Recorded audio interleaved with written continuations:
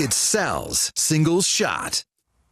It's sad that injuries will likely prevent David Wright from making the Baseball Hall of Fame, but you can certainly understand it. What I can't understand is how Wright is polling near the 5% threshold of the staying on the ballot, and Chase Utley is above 40%.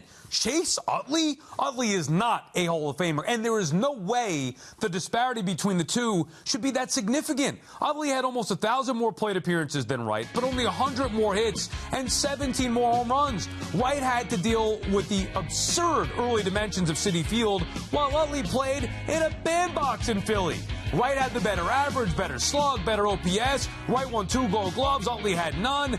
David Wright had more All-Star selections, more top 10 finishes and MVP votes. I could go on and on and on. Wright didn't have the longevity to be a Hall of Famer. We understand that. But Chase Utley was not the player David Wright was and should no way be that far ahead of Wright on the ballot. Sarah, does David deserve a little more recognition on the Hall of Fame ballot?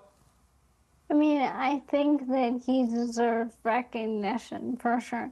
You know, Jason Stark wrote a really good story a couple of weeks ago about how he deserves to at least stay on the ballot beyond the first year. You can see here from 05 to 09, he had the 5th most wins above replacement in all of baseball among position players. By the way, that starts with his first full season in the big leagues. He was really a game-changing player, as you said.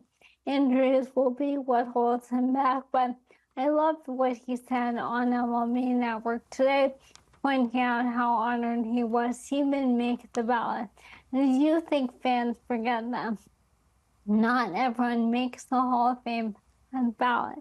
Even players who are really, really good do not always end up there. He talked about having the letter framed when he found out that he would be on the ballot. So a very, very good player, unfortunately, will be held out because of those injuries, but he was really, really good for that stretch of time.